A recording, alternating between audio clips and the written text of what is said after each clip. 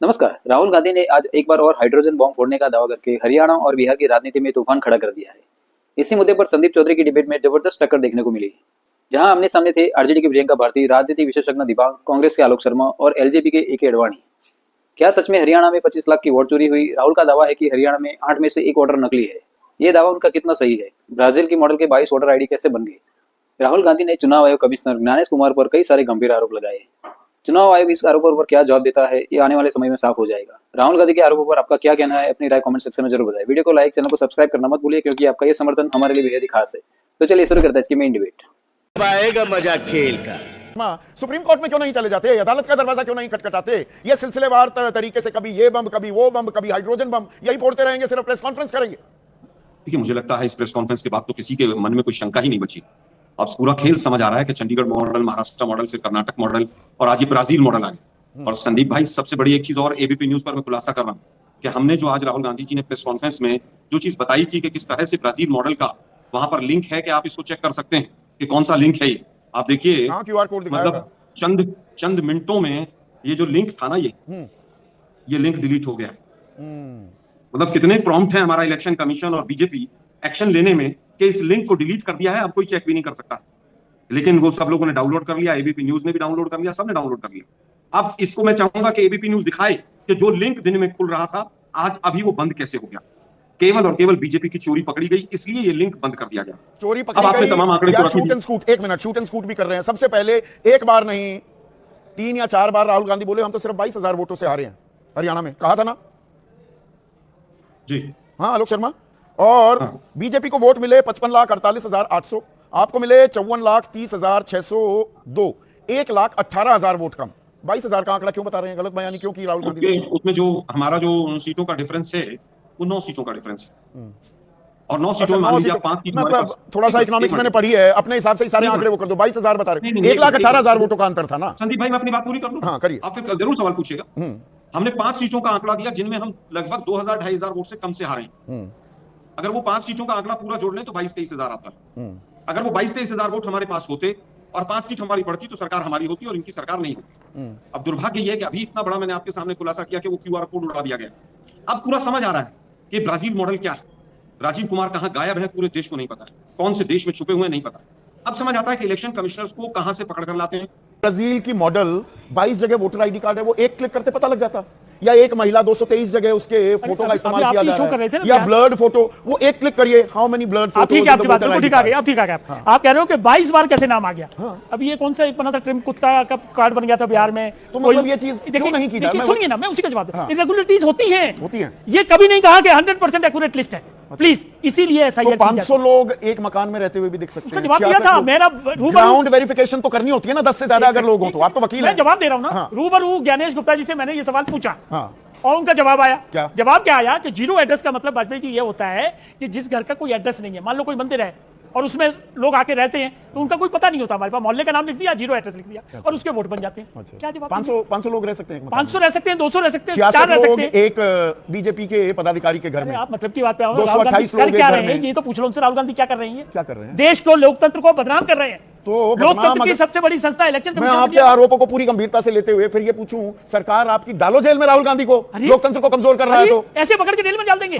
इसीलिए इलेक्शन भड़काना, ये देशद्रोह में आ जाएगा कि आप अगर लोकतंत्र पर सवाल उठा रहे हैं बिना किसी पक्की बुनियाद के, क्रेडिबल एविडेंस के, जेल में डालिए। जी, इलेक्शन कमीशन ने अपना काम किया और बाकायदा लेटर लिखा राहुल गांधी को कि भैया जो आप आरोप लगा रहे हैं एफिडेविट पे कहिए। प्रेस कॉन्फ्रेंस करनी चाहिए चुनाव क्यों करनी चाहिए? नहीं करनी चाहिए, बिल्कुल नहीं करनी चाहिए। कौन से सुरखाब के पर लगे हुए हैं चुनाव आयोग में? कौन से सुरखाब के पर लगे हुए हैं? कोई जवाब नहीं देगा। लोकतंत्र का मतलब ये होता है जवाब नहीं देंगे। आप स्वास्थ्य है तो आप जवाब नहीं देंगे। तरीका है, क्या तरीका है? एफिडेविट क्या तरीका होता है? करिए एफिडेविट में। आप क्यों नहीं जवाब आएगा? पूरा जवाब। ठाकुर से एफिडेविट मांगा था, हलफनामा मांगा था। देखिए, मजाक ना उड़ाइए, रूल का कानून का कौन मजाक उड़ा रहा है? मैं मजाक राहुल गांधी उड़ा रहे हैं। प्रेस कॉन्फ्रेंस करी और लेटर पैड निकालिए एलओपी का और उसमें लिख के इलेक्शन कमीशन को भेजिए कि इसको करिए अगर गलत आरोप है तो। उल्टा चोर कोतवाल को डाले।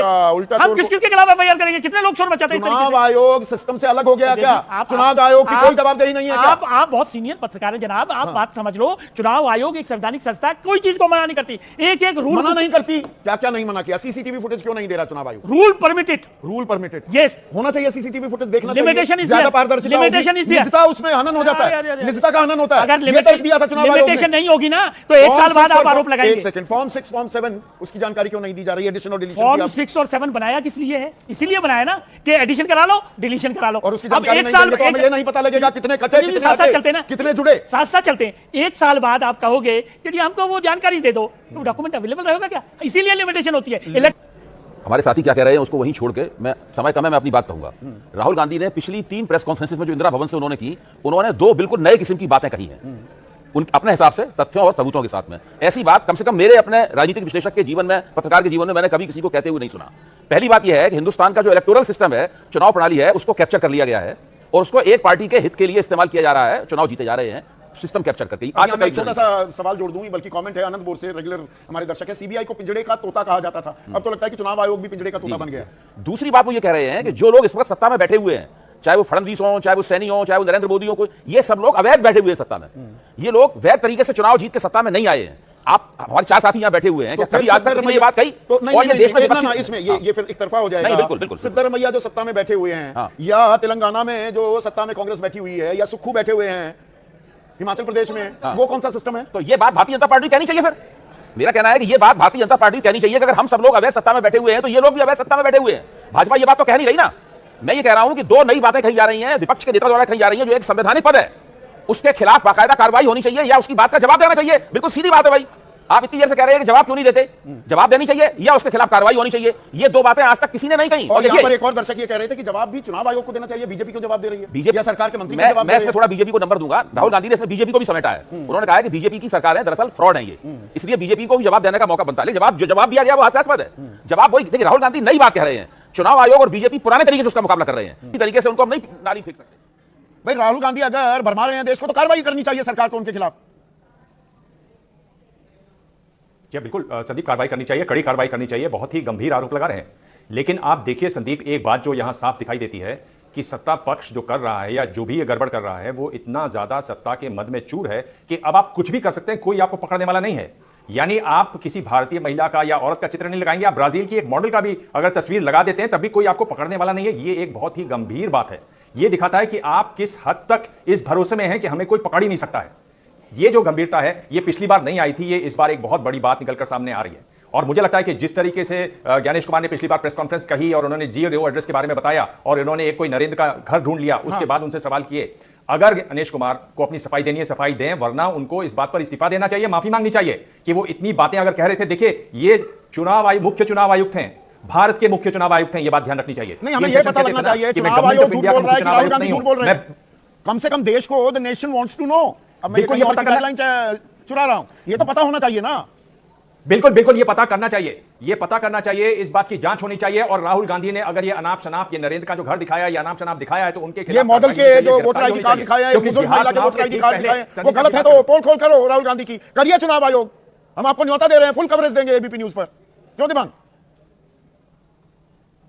बिल्कुल, मैं अपनी बात पूरी कर लूं संदीप, मैं यही कह रहा हूं कि अगर राहुल गांधी ऐसा आरोप बिहार चुनाव के ठीक पहले, वोटिंग के ठीक पहले लगा रहे हैं तो उनके खिलाफ कड़ी कार्रवाई होनी चाहिए, वरना मुख्य चुनाव आयुक्त जो है उनको इस्तीफा देना चाहिए। वो भारत सरकार के मुख्य चुनाव आयुक्त नहीं है, वो भारत के मुख्य चुनाव आयुक्त हैं जो टीएन शेषन कहा करते थे। उनकी जवाबदेही है राष्ट्रपति के प्रति, उनकी जवाबदेही है लोगों के प्रति, उनकी जवाबदेही है मुख्य बड़े तौर पर संसद के प्रति, कोर्ट्स के प्रति, ये उनको नहीं भूलना चाहिए। अगर आप इस तरह का बचाव करते हैं सार्वजनिक प्रेस कॉन्फ्रेंस में, अगर आप झूठ बोलते हैं तो आपको अपने पद पर बने रहने का कोई अधिकार नहीं है। राहुल गांधी से जब बार बार यह पूछा गया कि आप क्या करेंगे, वो जल्दी की बात कर रहे हैं, लेकिन सड़क पर उतरने को तैयार नहीं है। देकर या आरोपों का सबूत पत्र चुनाव आयोग को क्यों नहीं दे देते? वो भी जिद पर क्यों अड़े हुए हैं? उसके बाद तो हाथ बन जाएंगे ना चुनाव आयोग के। दिमाग,